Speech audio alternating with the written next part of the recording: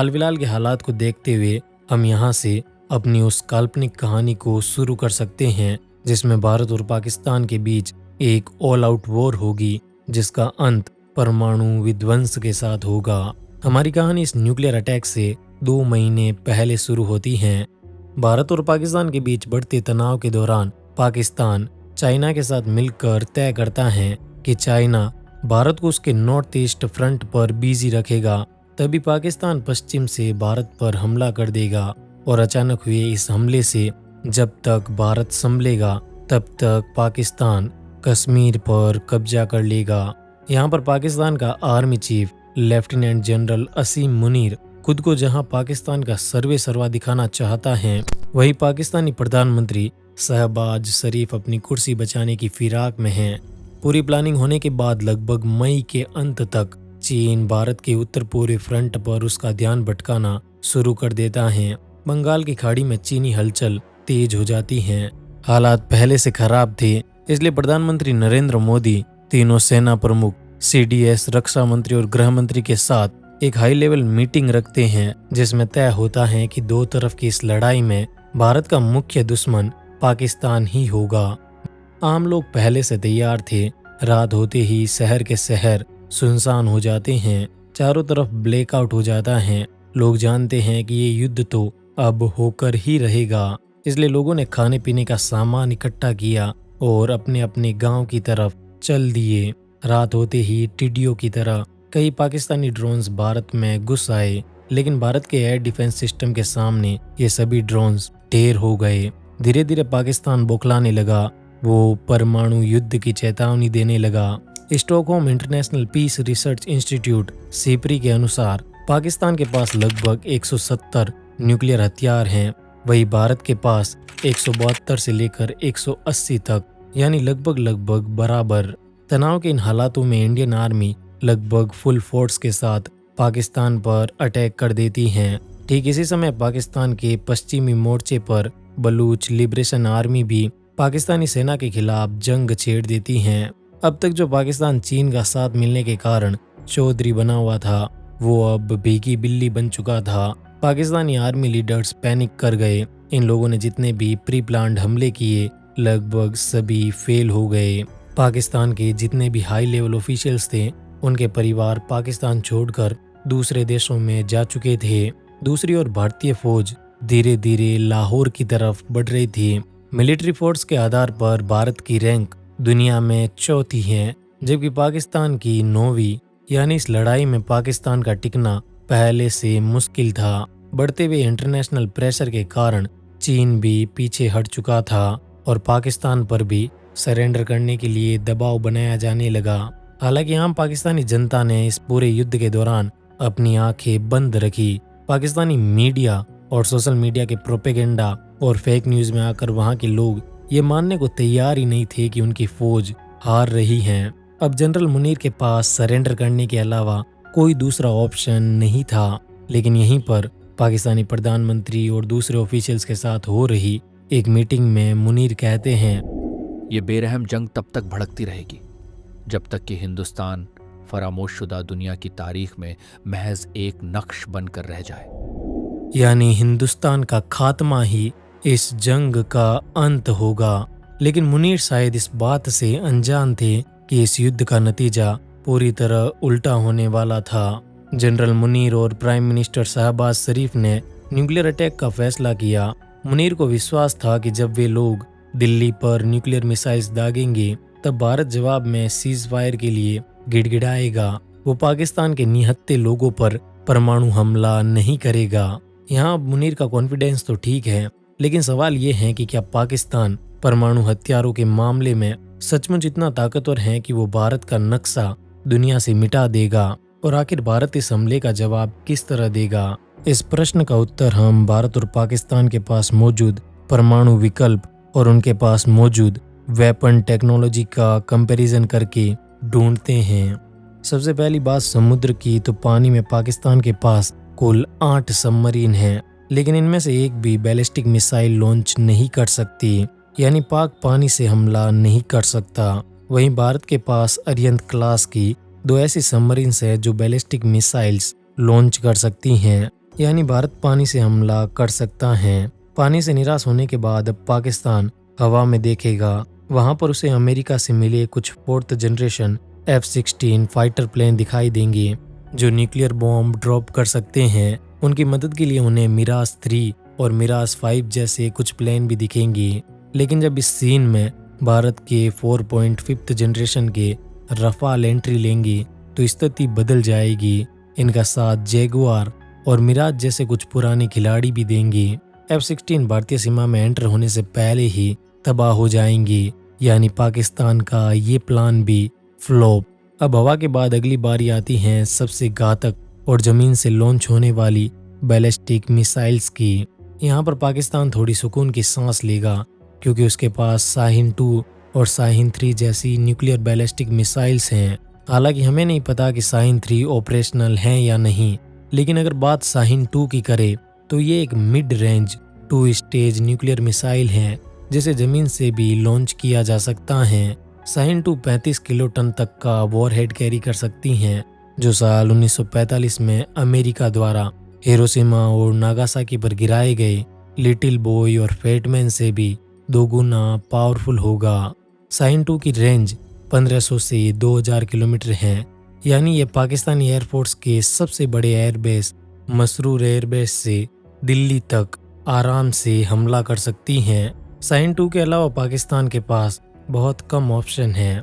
दूसरे ऑप्शन शाहीन 1, नस्र, गौरी और अब्दाली जैसी शॉर्ट रेंज मिसाइल्स हो सकती हैं। भारत के पास मौजूद मिसाइल्स की बात हम आगे करेंगे। अब इस परमाणु युद्ध को सिर्फ 15 दिन बचे हैं। भारतीय सेना लाहौर और मुल्तान को फतेह कर चुकी है और अब उसका अगला निशाना इस्लामाबाद है। उधर बलूचिस्तान लगभग पूरी तरह पाकिस्तान से कट चुका है। रावलपिंडी हेडक्वार्टर में बैठे जनरल मुनीर ये सब देख रहे हैं। पाकिस्तान की आम पब्लिक भी अब समझ चुकी है कि उनकी हार तय है। हालांकि जनरल मुनीर के दिमाग में एक अलग ही खिचड़ी पक रही थी। वहीं दूसरी तरफ भारत में बैठे तीनों सेना प्रमुखों की नज़र पाकिस्तान के पल पल के हालात पर है। उन्हें अपने खुफिया विभाग से पाकिस्तान के परमाणु हमले के इरादों की खबर मिल चुकी है। भारत अंतरिक्ष में अपनी आंख यानी radar imaging satellite system RISAT के जरिए पाकिस्तान की हर छोटी से छोटी गतिविधि को भी देख सकता है। इन सैटेलाइट इमेजेस में आर्मी को मसरूर एयरबेस पर कुछ चिंताजनक हलचल दिखाई देती हैं। ये हलचल न्यूक्लियर वेपन्स के ट्रांसपोर्टेशन की थी। इंडियन आर्म्ड फोर्सेस, भारत के प्रधानमंत्री और राष्ट्रपति के बीच एक और मीटिंग होती है जिसमें इंडिया अपनी नो फर्स्ट यूज पॉलिसी यानी पहले हमला नहीं करने की नीति पर कायम रहने का फैसला करता है। हालांकि ये जरूर तय हुआ कि अगर पाकिस्तान किसी तरह का न्यूक्लियर अटैक करता है तो भारत भी इस परमाणु युद्ध में पीछे नहीं हटेगा। अब इस युद्ध में सिर्फ 10 दिन बचे हैं। भारत की तैयारियां लगभग पूरी हैं। तीनों सेनाओं ने मिलकर एक कार्य योजना बनाई है जिसका पहला उद्देश्य था सेल्फ डिफेंस यानी आत्मरक्षा। इसके लिए भारत के पास DRDO द्वारा निर्मित एक बेहद advance ballistic missile defence system मौजूद है जो कई अलग अलग लेयर्स पर काम करता है। पैड यानी पृथ्वी एयर डिफेंस जो हवा में 50 से 80 किलोमीटर तक के एल्टीट्यूड तक सुरक्षा देता है। इसे पृथ्वी डिफेंस व्हीकल यानी PDV-4 के जरिए एक जगह से दूसरी जगह तक ले जाया जा सकता है। पृथ्वी के बाद बारी आती है second layer advanced air defence Ashwin की, जो हवा में 28 किलोमीटर से नीचे के एल्टीट्यूड तक काम करता है। इन दोनों के अलावा भारत के पास स्वॉर्ड फिश जैसे लॉन्ग रेंज के पावरफुल रडार का एक नेटवर्क भी है जो S-400 के साथ काम करके इंडियन डिफेंस को रॉक सॉलिड बनाता है।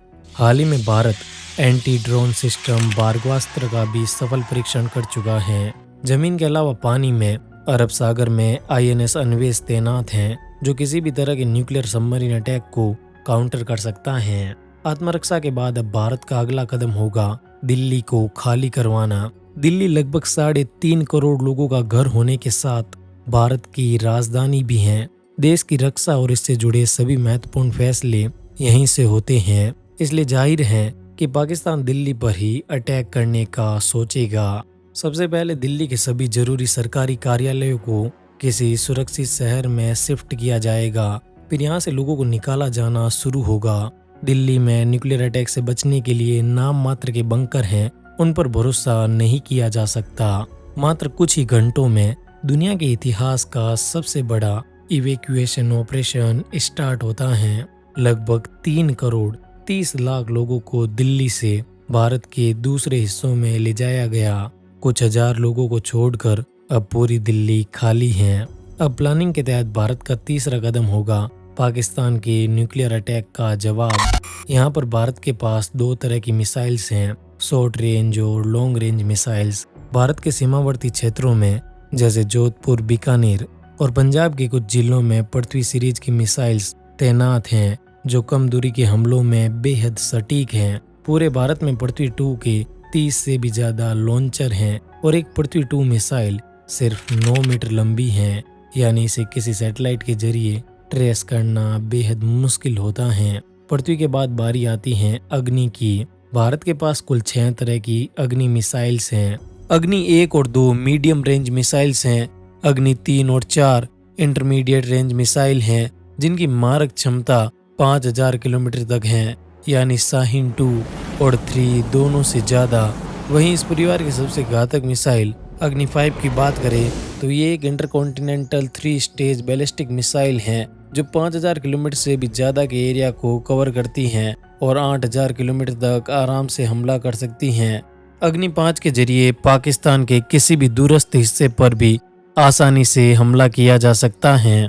जमीन के बाद बारी आती है हवा और समुद्री ऑप्शंस की। तो जहां तक बात इंडियन एयरफोर्स की है, तो वो शायद ही इस अटैक में हिस्सा ले। हो सकता है कि वो जमीनी सैनिकों की मदद करे और एक बैकअप ऑप्शन के तौर पर काम करे।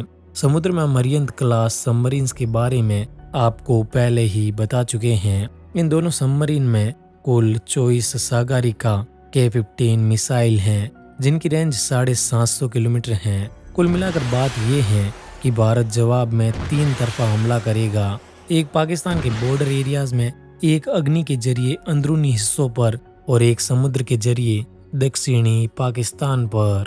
अब परमाणु युद्ध शुरू होने में सिर्फ 10 घंटे बचे हैं। भारतीय फौज इस वक्त लगभग इस्लामाबाद भी फतेह कर चुकी है। पाकिस्तानी प्रधानमंत्री शहबाज शरीफ पाक आर्मी के रावलपिंडी हेडक्वार्टर में शिफ्ट हो चुके हैं। युद्ध को सिर्फ 3 घंटे बचे हैं। पाकिस्तान तय करता है कि वो अपने लगभग सभी न्यूक्लियर वेपन्स का एक साथ एक ही जगह पर हमला करने के लिए इस्तेमाल करेगा, ताकि भारत का डिफेंस सिस्टम फेल हो जाए। अब हमले को सिर्फ 2 घंटे बचे हैं। दुनिया के बाकी परमाणु संपन्न देशों की तरह पाकिस्तान में भी परमाणु हथियारों को चलाने के लिए कुछ खास तरह के कोड्स की जरूरत होती है, जो 2 लोगों के पास रहते हैं। वे दोनों लोग तैयार हैं। मुनीर और शहबाज को अब भी विश्वास है कि इस हमले के बाद भारत सीजफायर के लिए रिक्वेस्ट करेगा। हमले से 15 मिनट पहले सीक्रेट कोड्स एंटर हो जाते हैं। काउंटडाउन शुरू हुआ और कुछ ही मिनट्स में 100 से ज्यादा मिसाइल्स सुपरसोनिक स्पीड से दिल्ली की तरफ छोड़ दी गई। वहीं दूसरी तरफ भारत के थल सेना प्रमुख जनरल उपेंद्र द्विवेदी राष्ट्रपति द्रौपदी मुर्मू को फोन कर परमाणु हमले की परमिशन मांगते हैं। मुर्मू थोड़ी हिचकिचाई, लेकिन परिस्थितियों को देखते हुए वे आदेश दे देती हैं।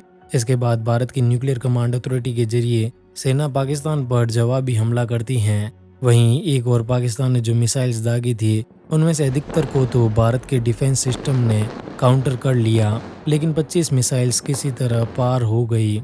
ये मिसाइल्स दिल्ली पर गिरती हैं और एक जोरदार भूकंप के झटके के साथ दिल्ली और दिल्ली के आसपास के इलाकों में भयानक धमाका होता है। ये धमाका हिरोशिमा और नागासाकी पर हुए परमाणु हमलों से भी 50 गुना ज्यादा शक्तिशाली था। जवाबी हमले में भारत भी पानी से 24 सागरिका मिसाइल्स के साथ जमीन से कई अग्नि और पृथ्वी मिसाइल्स को लॉन्च करता है। पाकिस्तान का एयर डिफेंस इस हमले से पहले की मामूली झड़प में ही फेल हो चुका था। वो मुश्किल से 1 या 2 मिसाइल्स को रोक पाया।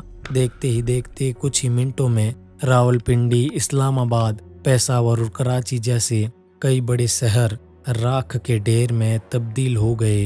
पाकिस्तानी सेना प्रमुख मुनीर और राष्ट्रपति शहबाज शरीफ पहले ही देश छोड़कर भाग चुके थे। मुनीर ने इस हमले से पहले जो शब्द कहे थे, उन्हें अगर मैं थोड़ा बदल कर कहूँ, इस बेरहम जंग में पाकिस्तान इस फरामोश शुदा दुनिया की तारीख में महज एक नक्श बनकर रह गया। इस युद्ध की तबाही को न सिर्फ भारत और पाकिस्तान ने झेला, बल्कि इसके कारण दुनिया में धूल का एक ऐसा गुब्बार उठा जिसने भारत और पाकिस्तान से बाहर भी दुनिया में करोड़ों लोगों की जान ली। एक स्टडी के मुताबिक इस युद्ध के कारण दुनिया भर के क्लाइमेट पर ऐसा बुरा असर पड़ेगा कि फसलें तबाह हो जाएगी और भूखमरी का एक ऐसा दौर शुरू होगा जो 1 से 2 बिलियन लोगों को अपने अंदर समा लेगा। ये भूखमरी अमेरिका में भी होगी और अफ्रीका में भी। अंततः अंतिम सत्य यही है कि पिता यदि पुत्र को जन्म दे सकता है तो वह उसे उसके अंत तक भी पहुंचा सकता है।